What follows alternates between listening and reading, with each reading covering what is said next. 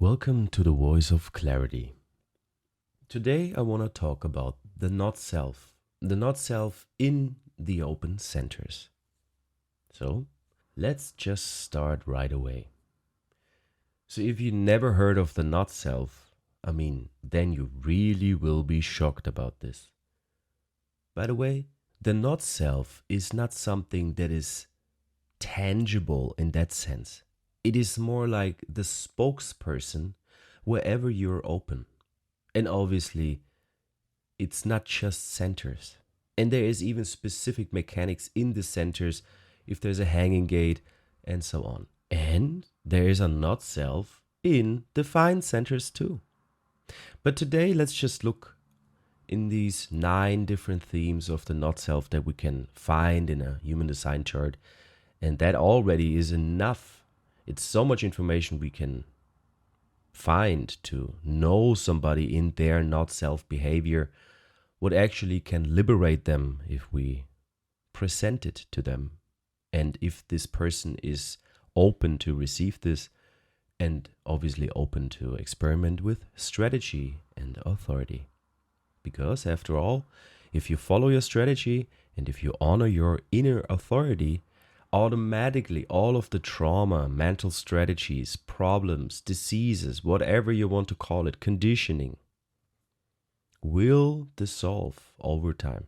I'm pretty sure I know enough people who've been through their 7-year deconditioning cycle, the first cycle, and they're much better. I know it from my own experience. I'm not saying I'm very good and everything is perfect. No, it's not about that. I still have my issues.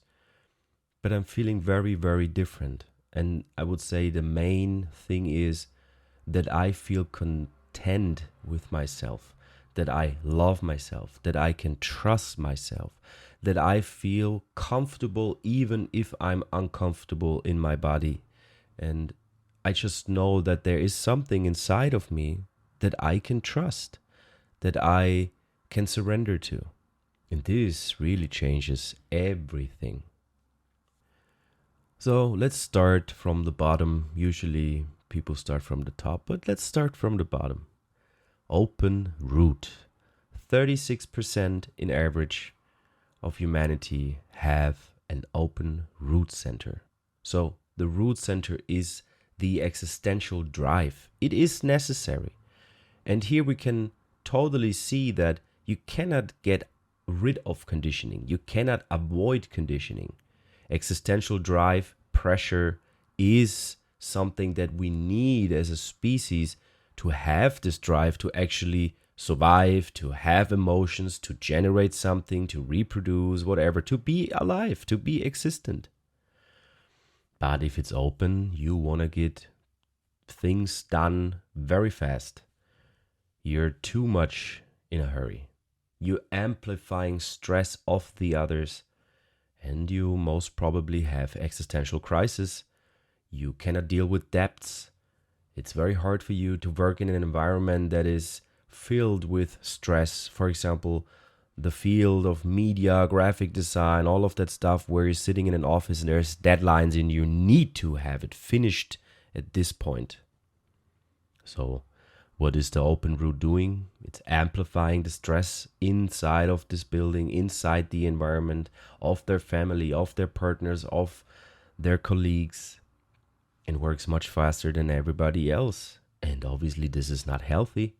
So you can ask yourself the following: if you have an open root, and just take this into your daily routine if you have something like this. If not, just try to remember, or maybe you write it down on a little note. I also created an illustration. You can download this and print it out if you like, or maybe you set it as a background wallpaper for your computer. So you can ask yourself, am I in a hurry so I can be free of the pressure? Do I really need to finish this so I can rest? Because after all, it can be finished tomorrow too. You can always go into confrontation and say, hey, I can't do this today, and then see what's going to happen. Because your health is always the most important. Your body and the health of your body, that's the key. That's top, number one, you know. If that's going to be wasted just so you can stay in this job of whatever you do, that's not worth it. The next one, we go up to the left. The left is the spleen, the center where we have the awareness for survival, and it's like the washing machine of our body. But only if it's defined. It has a defined way of washing out all of that stuff that's unhealthy for us, aka gives us impulses that tells the body, this is not the right thing, or yeah, this is okay. We can hug this person. This is a healthy person. There's nothing dangerous. But if you have it open, there is no consistent way of dealing with that theme. 44%, almost half of humanity, have an open spleen, feel uncomfortable in their body. They are unable to let go out of fear. They're rigid and inflexible within their fear system that is open and amplifying all of that fear and also diseases of others. How often did I take in something from somebody and I went to the doctor and the doctor said, it's all fine. Maybe you're just making this up, in a friendly way, they said, but I know what they meant. So here the question is, am I holding on to people? Am I holding on to places? Am I holding on to things that are not good for me? Am I stuck in a repeating unhealthy pattern? The next one is the solar plexus, the mirror, the little sister, so to say, on the other side, on the right side. 47%, almost half humanity, have this center open. And I would say this is a really, really big thing regards the NotSelf in the world. Emotions are not like the spleen. The spleen is just awareness. Emotionality, solar plexus center, this is also a motor. It brings this destruction also with it. It brings drama, it brings pain. It is something everybody can notice, even though they don't believe in human design, they don't see human design, they don't want to know about human design, whatever the case may be. This is a big proof. If you have an open solar plexus, you definitely can go and check this out, because if you're feeling emotional, it's either the transit or somebody that's defining you. When you feel irritated, for example, or when you feel like there's a lot of stuff going on inside of you, like, whoa, what is this? And you cannot deal with it and you want to get rid of it and want to have harmony and whatever. Most probably, this is an open solar plexus that's amplifying. So what do we do here with the open solar plexus in the NotSelf? We try to avoid every confrontation since we're young. We try to avoid speaking our truth. Also, maybe hearing truth. Maybe also avoiding that others can go into confrontation with us. We try to be, fake with our touchiness, and we smile and we're very nice and friendly. Also, we can be very nervous and we can be defensive when it's about our own feelings. And we can be easily irritated with an open solar plex. So the questions that you can ask yourself are, am I avoiding confrontation? Am I avoiding speaking my own truth? Am I only friendly so that there is harmony? The next one with 35% open is the open sacral. Not knowing when enough is enough. I mean, that's the theme of manifestors, projectors, and reflectors. Never know when enough is enough. But there's also generators who don't know when enough is enough because they're not connected to their sacral. And so they overhear their sacral response, and they also don't know when enough is enough. Here we also can have this theme of overworking, doing too much, being too committed, being addicted to work, being addicted to sexuality. Because you can compare yourself, like, look, I had a lot of sex and this makes me a generator now. You can play power man or power woman, And this is really hurting you. This is really harming you. Ask yourself, do I really know when enough is enough? And this can be in regards of, is it too much or is it too little? Am I afraid of not belonging if I stop doing what I do right now? Am I afraid of being rejected if I stop generating? The next one is one of the biggest themes of the NotSelf in the world, together with the solar plexus, from my experience. 63% have an open ego or heart center. And here we are not feeling good enough. We are overcompensating all the time. We're exaggerating. We try to prove. We're very desperate to prove the worth, the value. And it's not just about proving you, it's also proving us. It's also improving. We always seek for external validation. Oh, please, can you say something nice about me because I don't know my value. It's really tricky and it's painful. So ask yourself, am I trying to prove something here? Am I trying to prove something to you? Am I trying to prove something to myself right now? Am I in a rush of improving to be valued? The next one is in the middle, the chi center. 43% have it open. The chi center is something that is really magical because here the illusion of separateness takes place. Here we can find a magnetic monopole that holds the illusion of separateness together, that actually makes it possible that we can experience being a passenger in a body, in a vehicle. But if it's open, we don't have access, we don't have consistent access to our own direction, to our own role. So we have role confusions. We try to be someone. We try to be this person. We try to be that person. We try to be this trend or that trend or this movement, or we try to follow this direction. And we're actually not that. We are flexible in this. All the open chi centers, we are very flexible in this. We can really sense the frequency of the environment. We can sense the roles of others. And this is maybe something that brings the gift of giving people some kind of spiritual direction in life, because you know so many different directions and you know so much about the themes of love that we have in the Chi Center, that obviously you can get wise about this, but only if you live your type. So ask yourself, am I looking for love right now? Am I trying to get onto this dating app to find love? Am I trying to find direction when I'm going to this bar tonight? Am I just doing this to find love and direction? Am I playing a role? Am I holding on to an alter ego that is not me? The next one is the throat center. 28% have it open, so not a lot of people. But still, it is a NotSelf that we can see and observe. I have an open throat, and it took me a long time to really get to see it, and also when I saw it, stop it, be aware of it, like, oh, okay, it is okay. I don't need to speak. I don't need to be loud.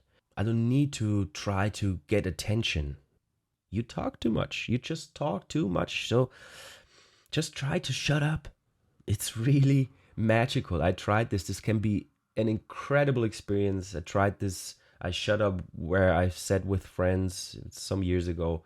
And I just shut up because I recognized, oh, I'm talking and it's just blah, blah, blah. And, I have an open throat. I will just talk out what the others would say anyway. And I shut up and I sat there for 4 hours. It was incredible because they spoke everything. They spoke out everything that I wanted to speak out, So it saved me energy. It was beautiful. And when I spoke, when they recognized it after some hours that I wasn't speaking anymore, I really got recognized. And when I said it, it really had some weight. It had some impact, kind of. It really, I said it and then the room was really quiet for some seconds. There's a high quality in if you're only using your throat when it's open, when it is correct.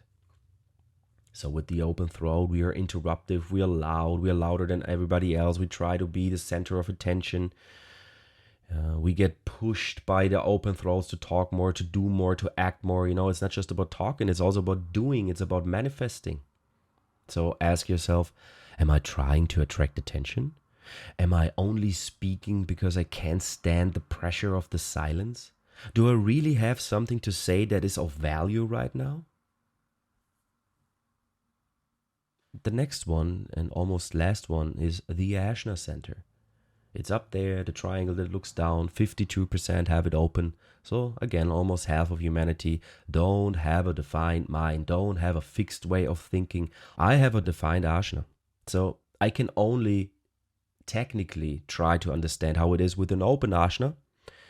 Nevertheless, what I see with the other is they really, really pretend to be certain in about so many things. They get mentally defensive. They don't want to be the dumb ones, even though they don't need to know. It's my job to think, to ponder, to reflect. It's not their job. When you have an open Ashna, you're not here to think things through. You're not here to argue. You're not even here to have a mental discussion, because there is no fixedness in you that gives you the theme of actually winning a discussion. I mean, yes, you amplify it, but it takes so much energy. And it takes you so far away from who you are if you have an open Ashna. So stop the arguing. Be open. It's okay. Yeah, there's another thought, and there's another opinion, and there's another idea. Doesn't mean that it's mine. It doesn't even need to be mine. People get really mad with this. What do you mean? This is my idea? Yeah, okay. Just saying, you have an open mind. I have a defined mind. I have to get off ideas.